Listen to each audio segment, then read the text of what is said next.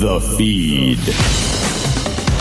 Everything WWDC and podcasters, including the new iPad OS 26 features that enhance audio recording capabilities for creators, AirPods studio quality audio recording, and Apple Podcast updates. Plus, Libsyn has removed download limits to participate in automatic podcast ads. We answer all of your questions, saying goodbye to WTF with Mark Maron and the discontinuation of the ATR 2100X. What?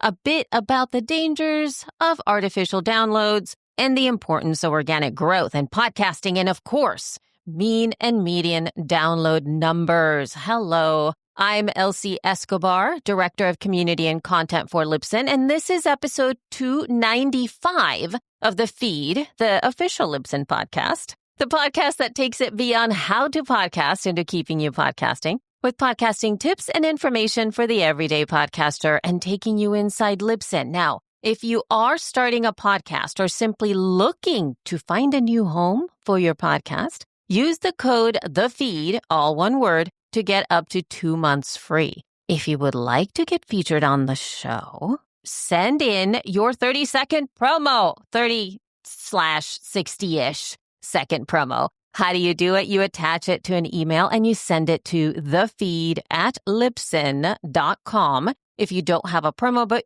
you want your voice on the show, ask us a question or add to the conversation that you hear on an episode, send us voice feedback. Now, you can call us at 412-573-1934, or you can use SpeakPipe at speakpipe.com/thefeed. Everything is done via email. It's first come, first served, unless we run out of time, we go off topic, which happens a lot, so we have to push to the next episode. Hey, listen, that makes it more exciting for you because you don't know when your voice is going to come up. And now on to our main conversation with Rob Walsh, VP of Podcaster Relations at Libsyn, as well as my co-host right after the first promo of the episode from Video Fuzzy. Hi, I'm Terry J. Amon, host of Video Fuzzy, your source for media commentary and nostalgia. And in episode 103, a colleague's shocking death propels Agent Will Travers deeply into layers of spycraft, psyops, and subtlety in AMC's 2010 puzzle box, Rubicon. Also, new binder, book reports, The Dream Lord and Power of Stories, some major life updates, plus My Hero Academia, the movies. For all this and more, add, follow, and subscribe to Video Fuzzy wherever you get your podcasts. Happy viewing. Hello, Rob. Good generic time of the day, Elsie. How are you doing? I got a little pang of anxiety this morning when I really recognized that it's June. Middle of June. I know. And I distinctly remember how I was like, oh, it's not even June when we last recorded and it was going to be June. And then I thought, oh my God, it's going to be June. And now it's mid-June. It feels like I'm speeding down the roadway of time where, whoa, it's a lot. We're almost halfway through 2025. I know. But one of the special things about June, at least for me, is WWDC. Yes, and it's always nerve-wracking because we're always afraid that Apple's going to announce that private relay for all apps across everything and IP addresses are gone. But they didn't, so we're good. Good for another year. But one of the first things I want to mention, because we talk about iOS and iPadOS and different stuff throughout the year, Apple has changed the numbering system for all Apple OSs. iOS 18 is the current version right now for your iPhone. The next version will not be iOS 19, but iOS 26. The 26 will be there for all of Apple OSs, Mac OS 26, iPad OS 26, TV OS 26, and of course iOS 26. So we often talk about iOS 17 when that rolled out, then the issue of stats going lower. So just remember going forward, iOS 17 was 2 versions before iOS 26. I know at some point it's going to be weird, but I have to say, though, that was something that I thought, duh, like as soon as when they rolled it, I thought it makes so much sense. Totally makes sense. Yes. And it makes it easier. You know what I mean? It just makes it easier all the way across for me. Because the numbers were all over the place. Yeah. And now everything is unified. And now we know, okay, 26 means it came out in September of 25. iOS 27 will have come out in September of 26. But it's the one that's for the most of that year. That's the new numbering system.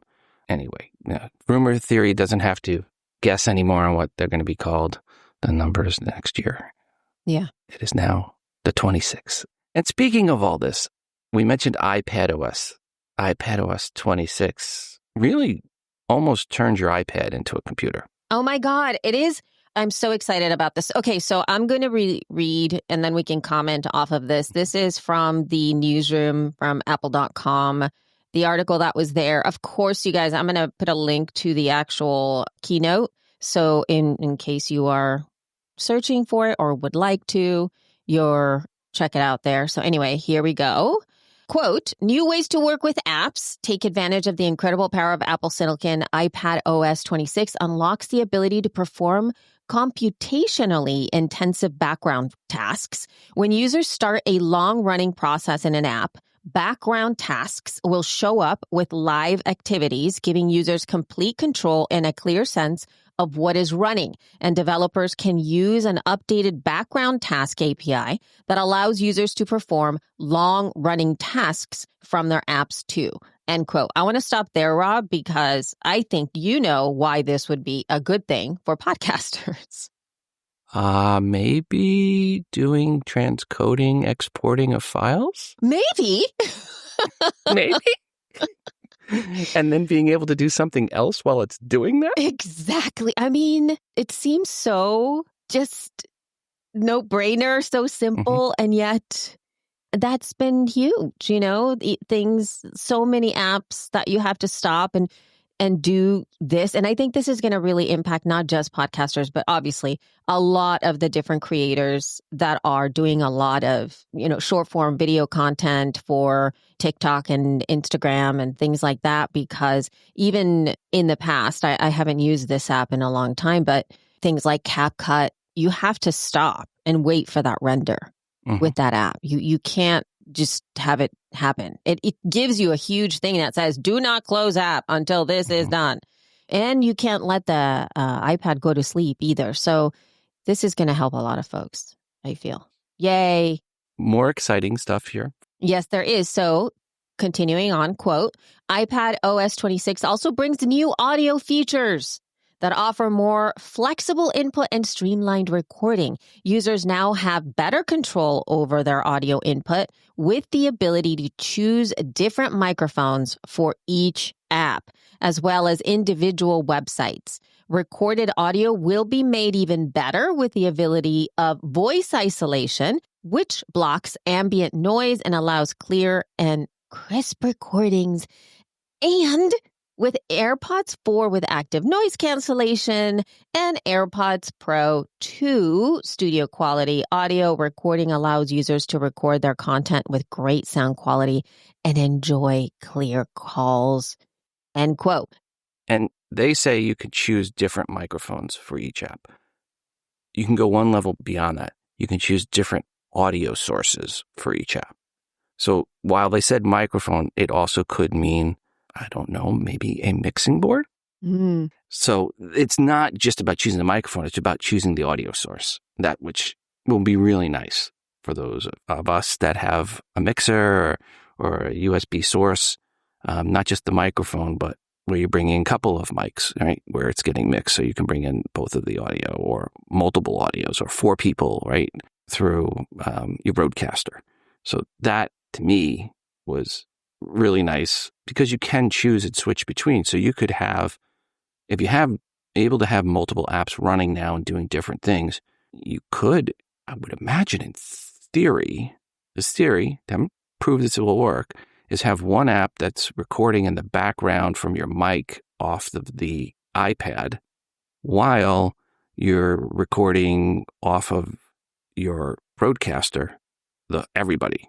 So you have kind of like a backup of yours. I don't know if that will work for sure, but in theory, everything I read seems like it will. So I'm really interested to test that theory out at some point in the future.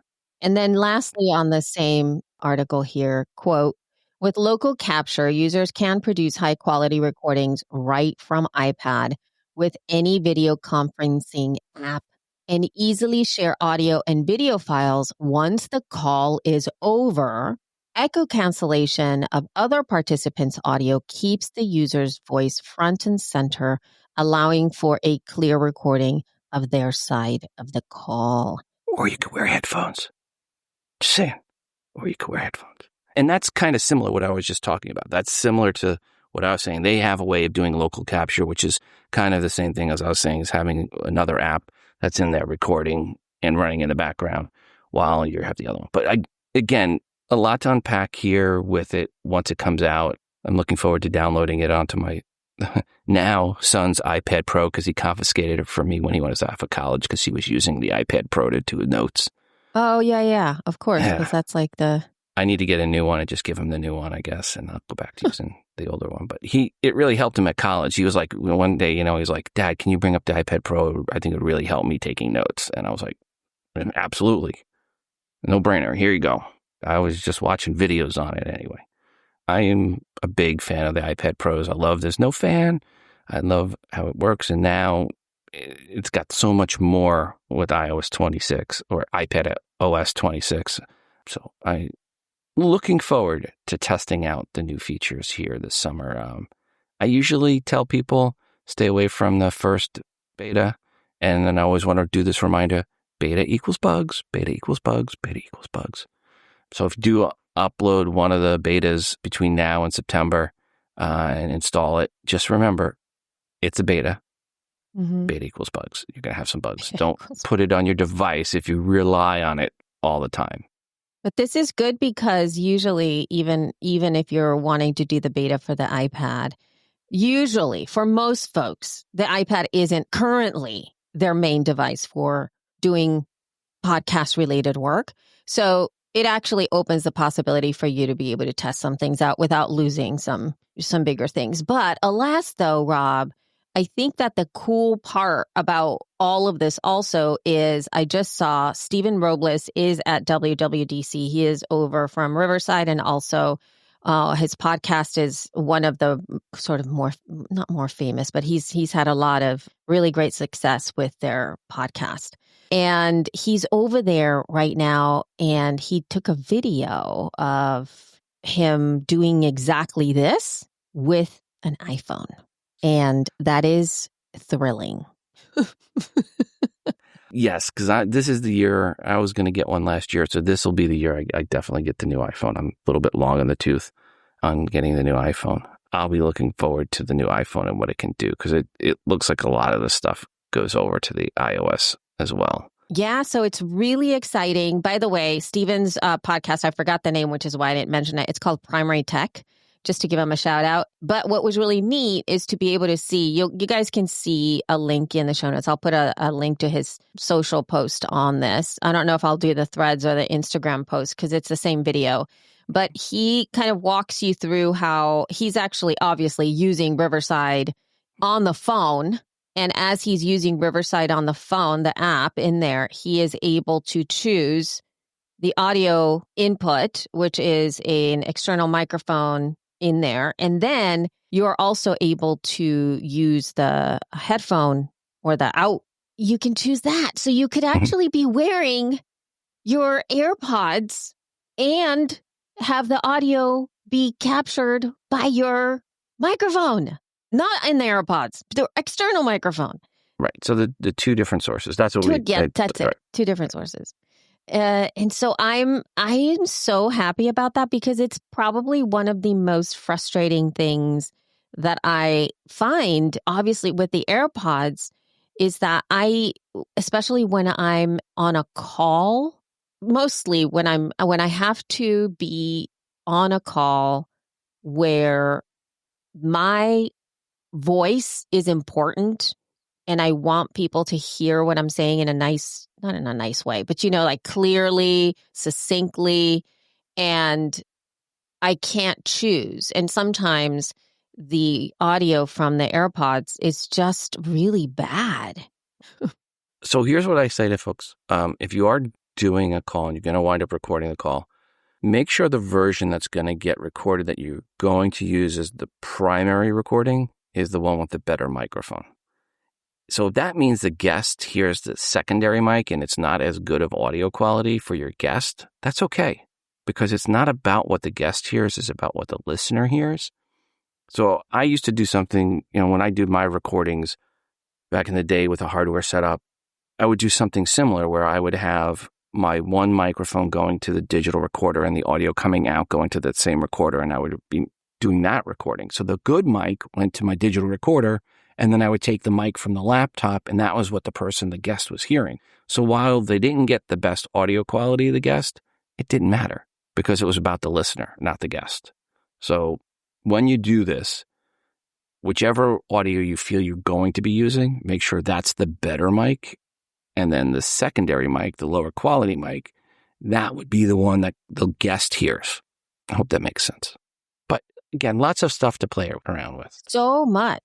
I love it so much that this is happening because I do feel that this is my hope, is that this allows the ease of not only podcast creation overall, but audio podcast creation to be a lot more accessible and easier for more people, because it is centering the same device that a lot of people already use to create video content, which is what I feel has been the reason why folks have taken to creating more video, because they're already doing that in their everyday life, meaning their experience daily, especially if they use social media and are used to creating TikToks or on Instagram or Instagram stories.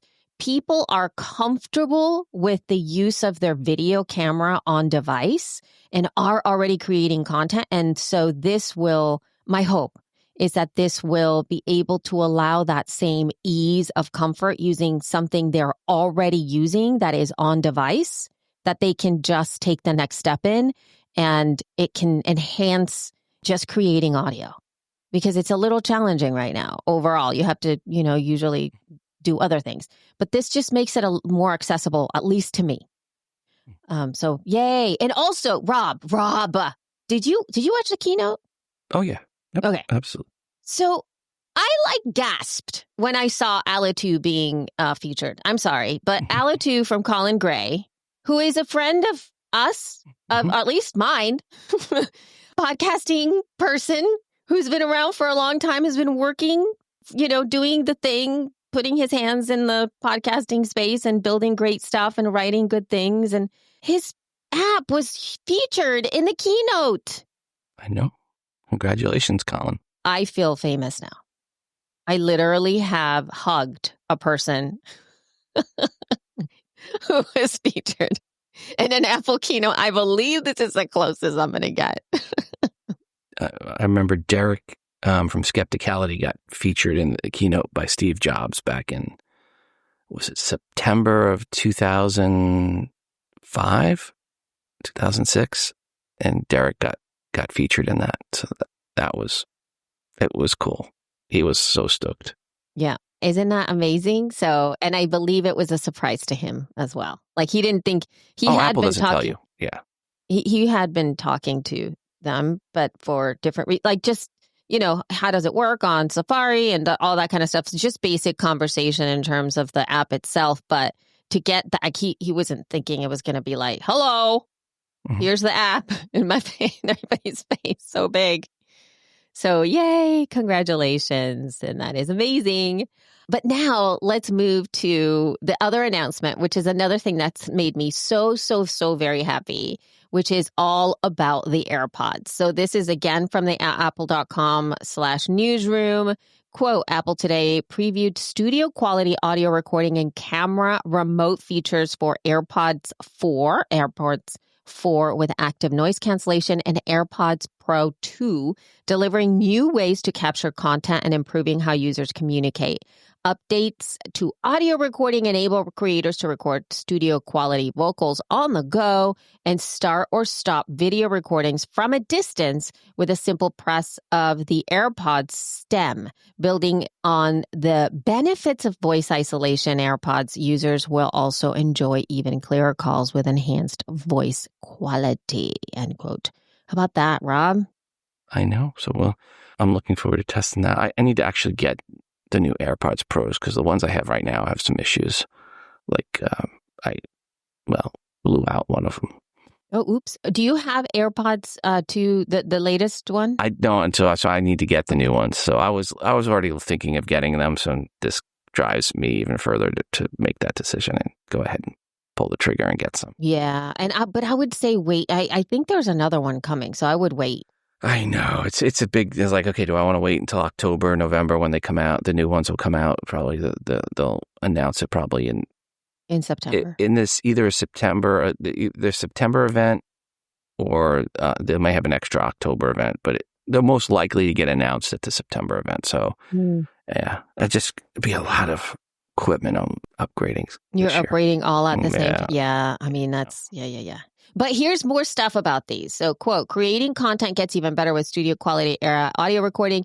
Interviewers, podcasters, singers, and other creators can record their content with greater sound quality and even record while on the go or in noisy environments with voice isolation.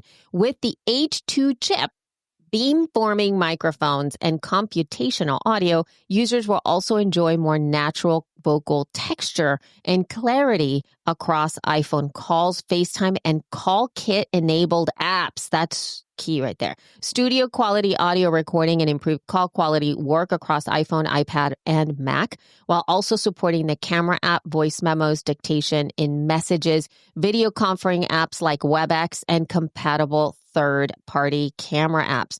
So this is overall going to be providing better audio regardless of where you are capturing it, which again expands the ability to be able to, if you happen to be having to get a video of something and you're not really actually thinking of using the audio for anything specific, the audio could be powerful enough to be able to have it be what you use for the finished product or repurposing audio memos, hopefully, because I have found myself recording every time I will record an audio memo, or if I'm going to be using another sort of third-party app where my voice is important, I sometimes take my AirPods off and put them back in the case and then just record off of the microphone and the phone because I don't like the quality of the AirPods. I think that sometimes the voice isolation can be a little too much, and it really degrades the sound of my voice. Not that I want it to be beautiful voice all the time. It's actually making it sound really awful. You can barely understand what I'm saying because it's trying to shutter the loud noises around me, shut them off. But if you guys want to check out the firmware, it seems like Apple has made the AirPods beta firmware easier to get now with iOS 26. So there's going to be a link in our show notes too, in case you guys want to test that out. I'm assuming you do have to have iOS 26 installed to do that. I'm assuming that that's what I was going to say, that you probably have to have it on the phone. So there's that component also. Now, we've been talking about producer side. There's also the other side, the listener side. Yes. And you put in this note here, which is the biggest thing that I saw as a listener, which I was excited about, is that we were able to speed it up to 3x now. Oh, my God. Yes, I love that. I love that because I listen to some things at 2x and I'm just trying to get through them. And now I can hear 3x. Oh, good Lord, Rob. I know. And also, I believe it goes down. I don't know if does it go down right now? I haven't even checked. It's half X to 2X right now. And I think now it's going to go half X to 3X. Okay. Yeah. So that's going to be, please correct me if I'm wrong, people. I could have just very easily checked it out. It's 0.75 Is it 0.75? I never go low, so I wouldn't really know. For low, yeah, I think high. it's 0.75 for low, but I don't know if it's an existing thing. Alas, though, 3X is amazing. And there's also the other thing that has come to Apple Podcasts. So we're talking about Apple Podcasts now. They do have new enhanced dialogue for Apple Podcast in the same way that Overcast has had it forever. And then all the other apps kind of copied Marco. So now Apple Podcast also has enhanced dialogue there to kind of boost the audio for some of these for Apple Podcasts. So when I saw this enhanced dialogue, I was curious if it's only going to be for the podcast apps. And the only reason that I say that, not because I want my music not to be enhanced, but going back to meetings, virtual meetings, and having to talk to people virtually, if it's going, or even phone calls, to be able to have that enhanced. I know that there's obviously the voice cancellation, so your personal sound can be heard better. But what about on the end user side? Is that going to be a thing as well?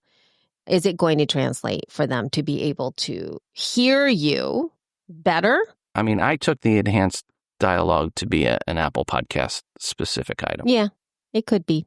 Yeah. So there's that. And also there has been some, I guess the browse feature has now become new. And there is now, whenever you go to the episode artwork section, like whenever you're playing a podcast and you see that the episode has episode artwork, it is now cropped and shown edge to edge. So it looks to me that it's slightly more leaning towards, instead of a complete square. Am I wrong about this, Rob? Or is it just because it's got like little fuzzy things on the outside that looks like?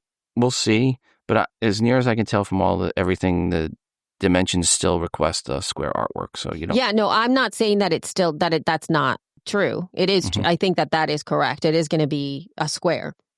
But the way that it's presented there's a slight cropping on the outside. So I guess if I were to be advising anybody right now to prepare for this and or think through this, it would be to make sure that the key components of your artwork are more towards the center part of the image. Not right on the edges, right? Not right on the edges, correct. If there's anything specific on the edges, especially the right and left edges and the top edge, it seems like there's a little either fuzziness or blurriness on the top part, and on the sides, it looks like it's a slight crop. A little bit more kind of leaning towards the shape of, I don't know if you have noticed, anybody out there, that Instagram has changed their sizes for the grid, which is a little bit more, it's less square, and it's a little more like rectangular. It's not necessarily Instagram story size, which is a really long vertical image. It's a slightly cropped to 4x5 now? It used to be 3x5, then they extended it even more to 4x5. So it's a little tiny bit longer. It's not gonna not be square. Anyway, and then one last Apple item, Rob. So we mentioned on the last episode that it said Apple Podcast for Creators, and we were like, wow, did Apple change this? And we did hear back from Apple, and they clarified they did not change naming or anything like that, and even sent a link to the Wayback Machine that shows Apple using the term Apple Podcasts for Creators back in 2021. Look at that. And so Spotify copied Apple. Yes. Yes. So we are sorry, Apple folks, for having suggested it the other way around. I can't believe Apologies. Clarification. Absolutely. Yes. Oh my God, look at that. Spotify copied out. Anyway. All right. So we have some Libsyn news. Yes. Oh my God. What are the news, Rob? Well, the big one is we opened up our auto ads, that's our programmatic advertising, to shows of any size. So 100 downloads an episode, you want auto ads, you can have it. So we previously had a limit of 2,000 downloads in a month. Now we've taken that limit off. So that means a lot of questions from people coming in, because that's the majority of podcasts are below that 2,000 a month. So we put out some FAQs, and we'll go through here some of these questions and gives some brief answers. We'll have a link to it so you can read it in much more detail. But the first one up is, what is the difference between programmatic podcast advertising and Libsyn's automatic ads? And programmatic advertising and Libsyn automatic ads, it's really the same thing. There are some phrases when it comes to getting ads into your podcast that are kind of industry terms. There's baked in, there's faked in. Faked in uses dynamic ad insertion. There's run of show, which also uses dynamic ad insertion, and then there's programmatic. And the best way to look at this, baked in is what it sounds like. You record the ad while you're doing the episode. Right now, break into a Harry's campaign. I would, except my wife really does not like the new blue. I don't know what Harry's was thinking. But faked in is where it's the host reading it, and you stitch it in to a specific episode. So it sounds like it's baked in, but it's really through dynamic edits. And dynamic means it goes in and later on it can come out. And then run of show is also host read, but it runs across all your episodes or a group of your episodes. Could be all your episodes for a week. It gets dynamically inserted. It could be all your episodes ever, all the episodes downloads that happen in that week, ad slot one, the whole show gets that ad with the host read. And then there's programmatic, which is what our auto ads is. And that's pre-produced ads that get stitched in, usually based on where the listener is coming from, but other things. So a quick breakdown on that one. In those terms, again, baked in, faked in, run a show, programmatic. All right. What's up next on the question list? Okay. The next one is, oh my gosh, how are programmatic ads different from my dynamic ads? And a lot of that I just answered with the previous question. Sorry. But it's host read versus pre-produced ads. So that's the big difference. The programmatic ads are stranger, right? It's not the host, someone the listener isn't familiar with, or could be a celebrity, but it's not the host. So it's stranger voiced ad or non-host voiced ad versus dynamic ads, which typically in the industry, when we say DAI, it means that the host read ad is being inserted into the episode. That said, programmatic ads are dynamically inserted, but that's not what we mean when we say DAI, the dynamic ad insertion. It really, in the industry, it means host read ad being inserted in. All right. So I know that this is a big question that comes up for a lot of people. And this is the next one. Can I choose the audio ads that I want?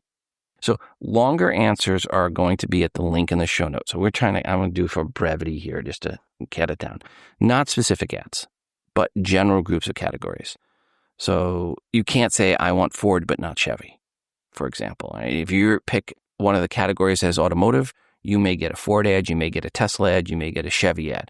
It could be anybody in the automotive group. It could be O'Reilly. It could be Tires Plus. It could be anything in the automotive category. But you don't get to say, I want this and not that. Not in the auto ads programmatic. Okay. And we have how much money? How much money can they make, Rob? All right. It really depends on multiple factors. How many downloads are you getting? How many ad slots are you putting in for an episode? And then what categories did you pick? Right? Geographically, where your download's coming from, right? That matters too, because the U.S. is where the majority of the revenue is coming from. So if almost all of your downloads are from Albania, chances are you're not going to make as much money if all your downloads are from the U.S. So it really does depend on multiple factors. But the more downloads you have from the U.S. and the more ad slots you have and the wider the category group you pick, the more revenue you will generate. And then the other part of this question was, then there was also, what about my older episodes? Yep, this is for every episode that you have that you allow ads into. And our tools make it really easy in bulk to select how many pre-rolls and post-rolls you want. And then we have a nice ad selection tool for the mid-rolls, which you use gray matter on a per episode basis to put in ad slots where you want them, not right after, like we saw with the Shay Shay interview, not having it automatically put in ad slots so that an ad pops up right after Shay Shay talks about being a prostate cancer survivor and then pops in his DAI ad for SeatGeek, which really was awkward in that Shay Shay Kamala Harris interview. Mm-hmm. Yeah.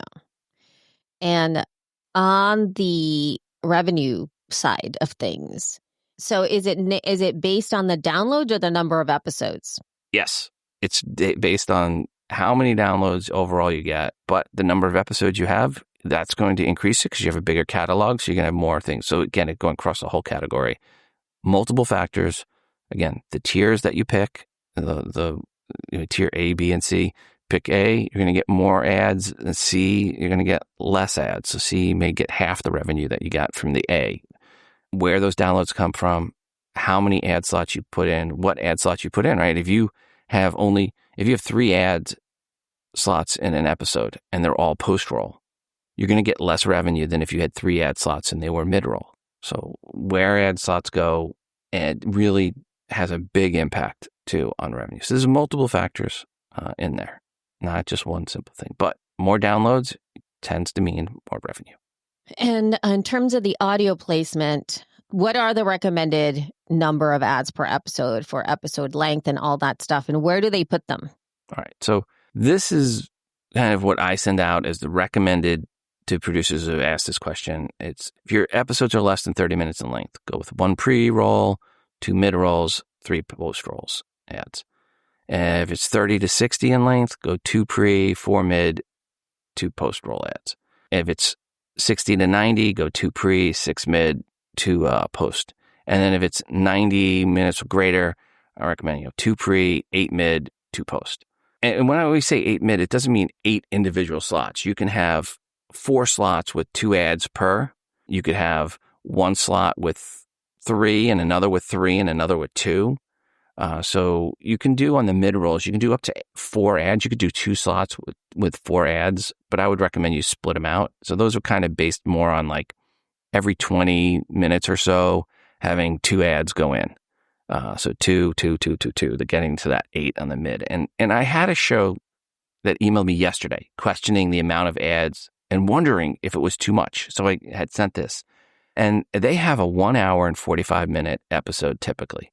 And I told them that 12 ads is basically 6 minutes of ads, 30 seconds per ad, for 105 minutes of content. On radio, it's typically 16 minutes of ads for 44 minutes of content. Or if you convert that, that's 38 minutes of ads for an hour and 45 minutes of content. And as such, 6 minutes of ads for that long a piece of content is not much. Actually, just 15% of what is in radio for the same amount of content. And they replied back and said, oh, can we actually add more then? What you're recommending? And I said, yes, you can add more than what we're recommending. This is just a recommendation. By the way, these are recommendations. This is not like you have to do this or you're not going to be part of it. This is a recommendation. You want to do less? I mean, I had one guy freak out on me for this recommendation because this person also had about an hour and a half worth of content and they felt anything more than 2 mid-rolls in an hour and a half was too much. Well, that's your audience. That's your choice. I'm just equating the fact that 6 minutes of ads for 105 minutes of content versus 38 minutes of ads in radio for 105 minutes of content is quite a bit different. So it's not onerous on your audience if you're looking at that. So Rob, I actually was just asked this question. Can somebody just do pre-rolls or just post-rolls or just mid-rolls, or do they have to do all? Absolutely. You can do any of those. You can select. We have some people that do 0 pre-rolls and 3 post-rolls, and that's all they do. Oh. Right? That's it. They do 0 pre-rolls, 3 post-rolls, and that's it. I have another person that does 3 mid-rolls, no pre and no post. Again, the person with 3 mid-rolls is going to make significantly more than the person with 3 post-rolls. So you will make different revenue. The mid-roll ad slots get the most on the CPM basis. Post-rolls get the least. It's just the way it works. In terms of the producer side of it all, and if we get very precious about our audience, which we should, and if you prioritize being less intrusive and yet still would like to make some money, if you want to test the waters, you could do your post-rolls and leave it at that, and allow for that to happen because that is obviously less intrusive. There's a lot of people who don't make it to the end of the show. So obviously you're not going to get that much money. But if you want to test it out and still sign up, because that's the whole point here, you can still sign up add a couple post rolls, see what the vibe's like, and then take it from there. And the best advice for mid-rolls is when you're editing your episodes, just write down on a piece of paper some time codes where you think this is a good transition from one subject to another. This would be a perfect place for an ad. Write down the time code, and then you come into the system, and then you go in and you pick that spot. And if you're going to do mid-rolls and you have 500 episodes, you don't have to pick mid-rolls for every episode. You may only pick the last 10 or 20. If your content is about iOS, like I did today in iOS, going back more than 5 episodes wouldn't make any sense because the content's not evergreen. Mm-hmm. Now, if your podcast is History of Rome, going back and putting mid-rolls in all your episodes makes a lot more sense because the content's, all of it's evergreen, right? And someone that comes into that podcast is likely to listen all the way through. But the less evergreen your content is, the fewer episodes back, if any, that you need to go. Again, if you have a very newsy podcast that's about fantasy football, something like that, where the content gets out of date really quick, you don't need to go back that far, if at all, and pick mid-rolls. But you want to make sure you have them as you're going forward with new episodes that get released. Different shows, different ways to look at it. Yes. And I think that the other thing that obviously, what is the other thing that people would like to know about this whole thing is how I get paid. How do people get paid for these ad campaigns and brands? PayPal is the standard method. What'll happen is if you have campaigns that run in, say, January, at the end of February, we will send you a report saying, here's how much revenue you made in January. We have to aggregate our reports from multiple sources. And then 60 days after we do that, then we would pay out. So then, 60 days from the end of February, you'd go to the end of April, and you'd get paid then via PayPal for the campaigns that had run in January. And there is a minimum, y'all, of $20. It's kind of like whenever people are using your Amazon affiliate link, you will randomly, magically get a gift card for $21.56. Right. So if you're getting 100 downloads a month, you will not see payment for quite a few cycles. If you're getting 1,000 downloads a month, it might be a couple cycles. If you're getting 5,000 downloads a month, more than likely you're going to get paid every month. So it just depends on how many downloads you have about how often you're going to get paid. Okay, so now we've sold you. We've sold you on this. Now you're going to sign up. So what do you need to know?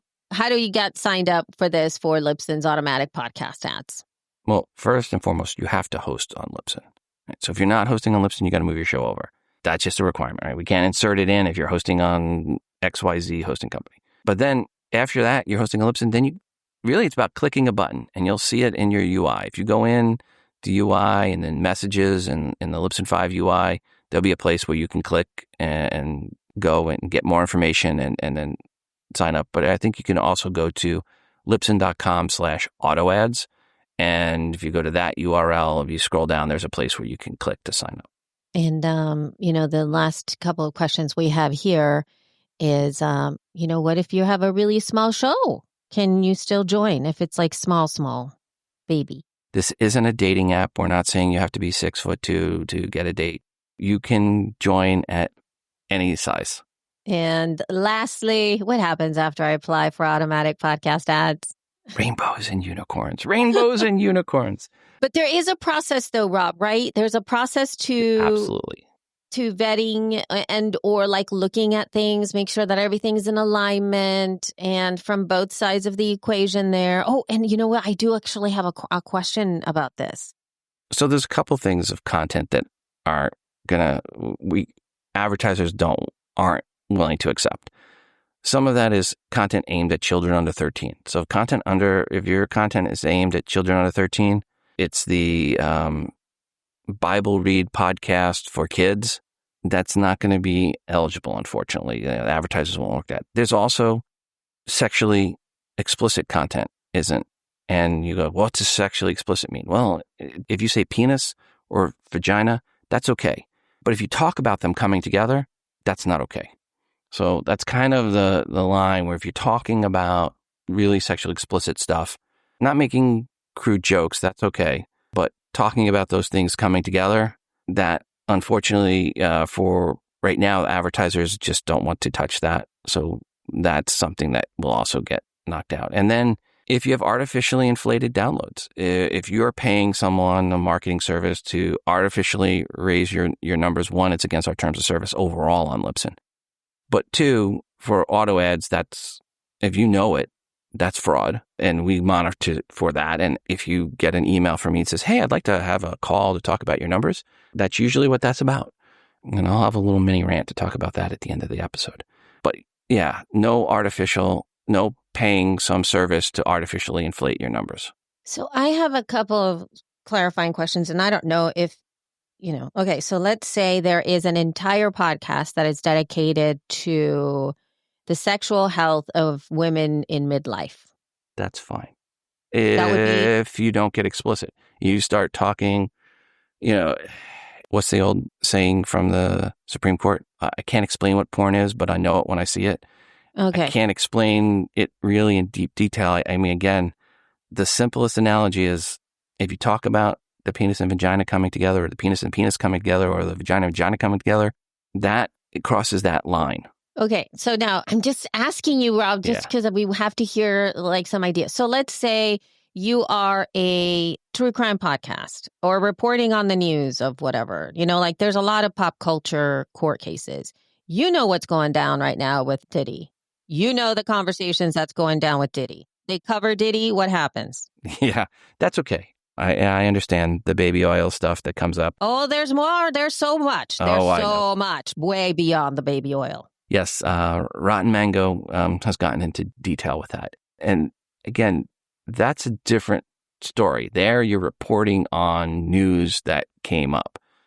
And again, that's that, you know it if you see it type thing. I know it's a tough scenario, but there are some podcasts that are just about sex and explicitly about sex, and which are fine, and there's nothing wrong with that. And we love to host you, but unfortunately the advertisers we're working with have rules, and that is one of the rules. It's sex and kids under 13. So sorry, Boy Scout leaders, you're just not going to have your podcast in there. Here's another one. What about a podcast that centers on the history and safety of gun use and talks about using guns and the history of guns? I haven't seen any pushback on guns. Now, obviously, if you're promoting violence, it's a different story. But if you have a podcast about shooting and talking about target and ranges, that should be fine. We haven't heard any pushback on that. So, I mean, we have actually a few gun shows that are in there and running, and we haven't had any pushback on that. All right. You guys definitely check it out. What I think about this sometimes is like, if you have a bad catalog, just why not? Why not, people? Give it a go. That'll make you sound like you are one of the fancy people with all of them dynamically inserted ads into your show.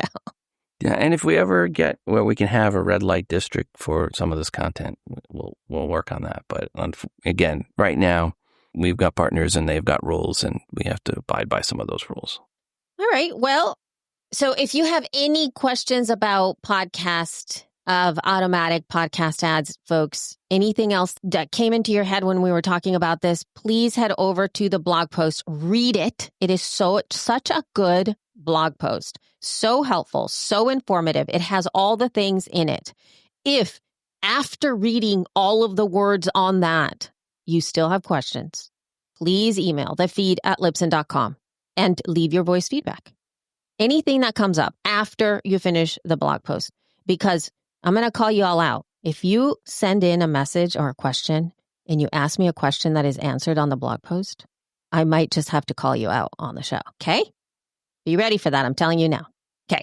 Anyway, now moving from that to this kind of hurt my heart a little bit. WTF with Marc Maron is coming to an end after 15 years. After over 15 years. Yeah. So they're going to be closing down the fall. So it'll be a 16-year run. They started in September 1st, his first episode in 2009. I remember reaching out to Mark and Brendan, the producer, about 2 weeks after they started the show to offer them advertising. And our premium offering also was greatly designed around the needs for Mark, where he at one point had 40,000 active paid subscribers. And that was over 10 years ago. And His episode with President Obama was the first podcast episode generated content to have 1 million downloads in less than 24 hours. Mark's a great guy, and he helped the podcasting space a lot. I personally had the honor of introducing him when he was inducted into the Podcast Hall of Fame. He'd asked me to do that for him. And I really enjoy his podcast and will be sad when it finally ends in the fall. Lock the gates will forever be a phrase I equate to Mark. And Mark and Brendan, I just want to say thank you for all you did for the podcasting space. And I understand Mark's gotten very busy, and this is like kind of the MASH moment. There was the last episode of MASH, and there's going to be a last episode of WTF. And we'll miss WTF. Thank you, Mark. Thank you, Brendan. And Brendan's the unsung hero on the show to help out in all the production work. He is to Mark what Jamie is to Joe. You know what's lovely about, I think, the Marc Maron catalog, his legacy, is that it continues to be very relevant. Mm-hmm. Although he does address his, current events, the conversations that he has and even his monologues are universal and very human. They're not time-based. They might be time-based in his life and experience as he was experiencing them. And maybe, that might come into the point of view within a context of a podcast interview that he's doing with someone. But the humanity that he brings to his podcast is transcendent. And so the value of his back catalog, I don't think will lose value. In fact, I believe it will be more valuable after he's done. If you haven't listened to his podcast, go find the President Obama interview. Also find the Robin Williams interview. Yeah. This was obviously a couple of years before Robin killed himself, and listen to that interview and listen to the Demons. And it's a great, great interview. And unfortunately, we lost one of the greatest talents of all time. And just go listen to that interview. Mark's a great interviewer. I'll just say that. He has many great episodes, but if I had to pick two for you to go listen to, President Obama and Robin Williams. And another sad exit, not to the point of WTF, and Marc Maron, is the fact that the ATR 2100X, one of the starter microphones that everyone uses and that we often have led folks to purchase because it is a USB XLR microphone. It's a dynamic microphone. And it is very much sub $100. Sometimes you can find them for $50, $60, $70. They are being discontinued. Right. No more ATR 2100X. Maybe something else is coming up from the team at Audio-Technica. I do not know. But we are doubling down on the Samsung Q2. Right. We've mentioned also many times on the show the Samsung Q2U. It is not discontinued. And in my opinion, it does a better job with hand noise than the 2100 did. And hand noise is when you're holding the microphone, just as your hand just adjusts. The ATR 2100 picks up those noises a lot more so. Now, the Samsung Q2U isn't as good as, say, the Shure SM58 when it comes to hand noise, but it's still better than the ATR 2100. So anyway, Samsung Q2U is still out there. So if you were someone that had been recommending to your clients or guests to get the ATR 2100, you can point them over to the Samsung Q2U instead. Yep. All right. Let us move on to a little bit of a soapbox rant. Rob Walsh, take your soapbox. Yeah, I hinted at this early in the episode. So in the last 2 weeks, I've dealt with multiple people that had artificial downloads. Two of them really had no idea. I mean, one was paying $500 a month. The other was paying $600 a month for this artificial traffic. And when they turned off their marketing efforts after I pointed it out to them, their audiences plummeted. One show was averaging between 4K and 8K downloads a day with fake promotion. It dropped to 30 per day when turned off. Right back to where it was a year ago before the promotion started. One of these was a show that legit, he really thought he had over 100K downloads a month, and only to then realize it's actually less than 1K. One thing that is true in podcasting is all podcasters want to grow their audience. Sadly, there are many, many people taking advantage of this desire offering up snake oil solutions for, quote, audience growth, unquote, only to deliver fake downloads. And I feel sorry for those that fall prey to snake oil salesmen. If a promotion method gets turned on and you instantly see a big increase in your downloads, 5x, 10x, 20x, 200x or more, it is, to put it simply, BS. These are not real listeners. And once these services are turned off, the podcasters see their numbers plummet back to where they were before wasting all that money. There's no silver bullet, no light switch offering that you can flip it and grow your audience instantly. It's not a real audience. It takes time, and you need to work on it constantly and organically, and you need to get your audience involved in promoting your show. Cross-promote or pay to promote on other podcasts in your genre. That's a good way. Look at banner ads on Overcast for your genre and communicate and interact with your audience by all means. Per the folks I dealt with, I do feel sorry for them. I mean, one looked like he was going to cry when I explained and showed him in his stats what was going on, and the truth hit him. He realized he didn't have an audience he thought he had. And he had been doing it for a year and wasn't looking for advertising. I actually reached out to him and then had to tell him the bad news.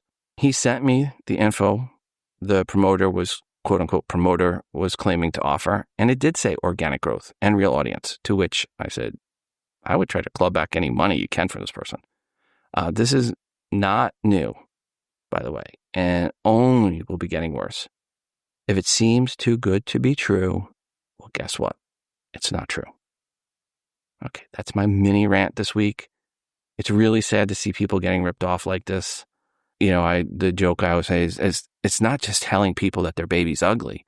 It's telling them it's not their baby. It's a Maury Povich moment, and it's not fun. And it really irks me each time I talk to someone. And these people are spending significant money to get nothing. All right, there, my rant's done. Step off that, and maybe we should play a promo, something about real. Let's get some real in here. Yeah, I'm like, it breaks my heart a little bit because obviously I don't think I've ever heard the metaphor about the whole, like, it's not your baby. Because that really hit home. Mm-hmm. There's so much time, care, investment, like money investment on your podcast. And you think you're doing a good thing. And then it's heartbreaking. It's heartbreaking. You have to take your time and set right expectations for yourself. In fact, why don't we just go ahead from this conversation into our promo so that you can actually get into the stats, mean, and median. Here we go. This is our second promo of the episode. This is Real Talk with Reginald D. This is Reginald D., the host of Real Talk with Reginald D. podcast. On Real Talk with Reginald D., you will hear powerful motivational speeches and inspirational interviews with dynamic guests, sharing their personal journeys of triumph, purpose, and perseverance that will inspire you. We talk purpose, pain, healing, faith, and legacy. Every episode is a wake-up call for your soul. So if you're ready to stop surviving and start winning, come get fueled. This is Real Talk with Reginald D., your faith-inspired podcast. Thank you. Good to get something real there. All right. This is the median and mean numbers. And we're going to start here. This is based on all episodes released on Libsyn and Libsyn Pro in the month of April, with downloads measured until the end of May. On average, each file was about 45 days old. This is, again, per all shows hosted on Libsyn and Libsyn Pro. The median number for April was 116, which is down a bunch from the 124 in March. This was a big enough change that caused me to go back and rerun and numbers a couple of times. But nope, that was legit. The adjusted mean average, where I throw out the top 0.5%, and any files with 3 or less downloads, the adjusted mean for April was 1,144. That's up a little from March when it was 1,111. 5.5% of all downloads for episodes released in April were in the 5K range or greater for downloads. This was the same as February and March. And then here are some numbers to measure up against. And to put things in perspective, if you are getting over 116 downloads after 30 days, you are better than half the shows. If you are getting 500 downloads, you are better than 72.8% of the shows, and you're in the top 27.2%. If you're getting more than 900, you're in the top 20%, so you're better than 80% of the shows. More than 2,600, you're better than 90% of the shows. More than 5,500, you're better than 95% of shows. More than 15,000, you're better than 98% of shows. and more than 27,000, you're better than 99% of the shows. April's numbers were, for the most part, either up a little or down a bunch. So there's no real pattern. Strange month on numbers. We'll see where things come in next month. But that is the update for median and mean. And next episode, we'll go over user agent information. Now, where have we been? Any place you've been? Just working hard. I know. I've just finishing up my E-League, the E-League experience that I have, my mentorship experience, or closing up this week.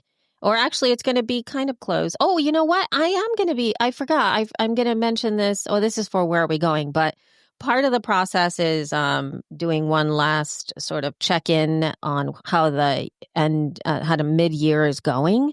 The middle of the year being a time to kind of check in on the goals, your intentions, your production, things like that, to have a meeting with your podcast. And I call that Podcast Kaigi. And that's coming up actually on the weekend, on the 20th or the 21st. I can't remember. Let me see, 8th, 19th, 20th, the 21st. So on the first day of summer. And you can sign up for that. You can actually sign up for that. 2 hours with me, which is really great. And it's just kind of like I said before, it's a time for you to meet with your podcast and make sure that you're looking at the second half of the year with clarity. And that's coming up. And where should they email you on that? I will put a link in the show notes. I hope to get that stuff in there so that you guys can see and what's going on with that. And you can sign up and all of that good stuff. But alas, have you been anywhere fancy pants? No, I did another interview, but it's not up. I'm waiting for links. So, but okay, good. Yep. Once they send me links, I will put it in here. And folks, we are going to be headed over to Podcast Movement over in Dallas in August. So we're going to be seeing some of you guys there soon. Yeah, I'm going to have to leave on early that Thursday or late that Wednesday on that show because Friday I have to drive up to Purdue early. Oh, yes, okay. To take my son to college. So I'm going to go right from Podcast Movement home and pack the car and the cars and we'll drive him up. And he's going to have his car with him this year. So that'll be interesting. Oh, my. Okay. Is it a whole family affair? Are you and your wife going to go and the other child? Most likely it'll be me and my wife will drive up with my son and then we'll just turn around and come right back that same day. So it'll be a quicker drop off than like last year because he'll have his car. So if there's things that he's missing, he can drive around and go get them on his own. So we'll see. But that's the current plan. And then that way we're only leaving our then at that time new senior in high school alone for a few hours. How much damage could he do in a few hours? I don't know. Yeah.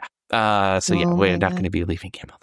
All right. Well, he'll be himself, and you're going to be like, okay, now I see what you're capable of. Oh my God. That really wraps it up. Folks, if you're looking to start a podcast or switch up your podcast home, you can use the code THEFEED, one word, THEFEED, for a free month plus with us. And then finally, don't forget to send in your feedback for anything we did or did not mention in this episode.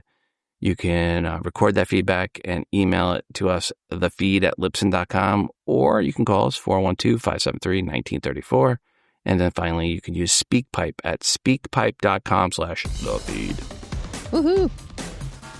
Right on, folks. And we will chat with y'all in a couple of weeks. And that is it. Bye-bye. Ciao.